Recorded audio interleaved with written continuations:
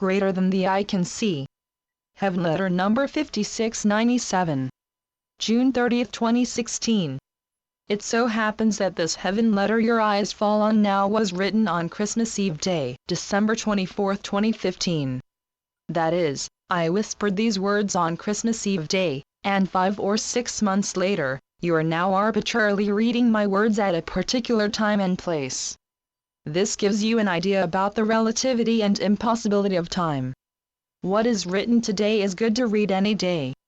And when you read what you read today a second time or another year from now for the first time or 10th time, it may strike you as even greater. Yes, time is an apparition.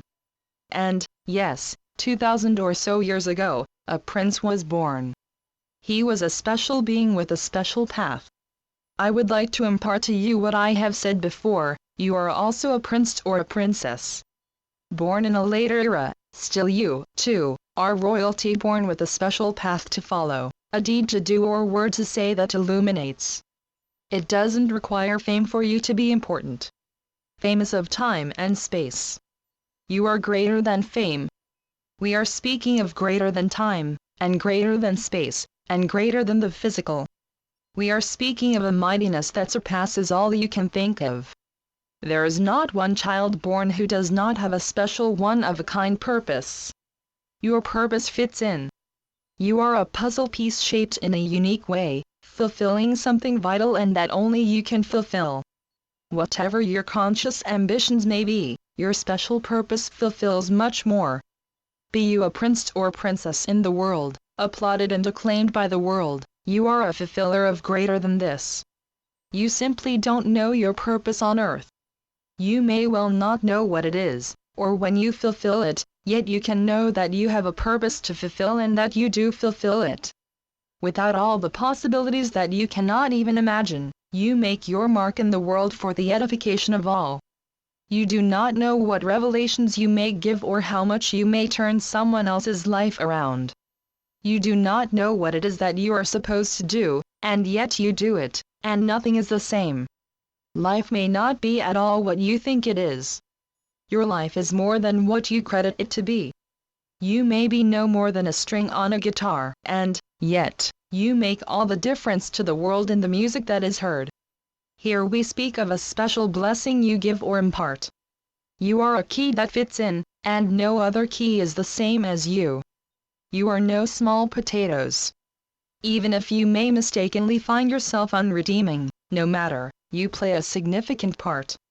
Hero or villain, you set in motion some special reservoir in the world. You serve the world. You may be arrogant, and still you serve the world. You may be unable to lift your head, and you serve the world.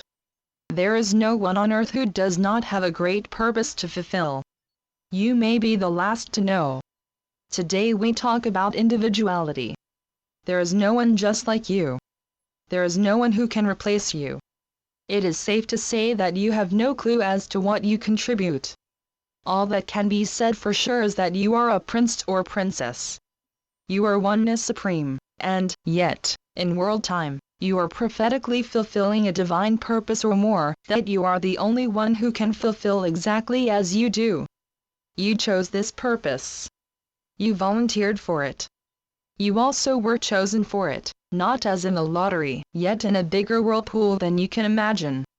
You are a deliverer, and you deliver the right shipment whether you know it or not, or whatever the wanton world might acknowledge.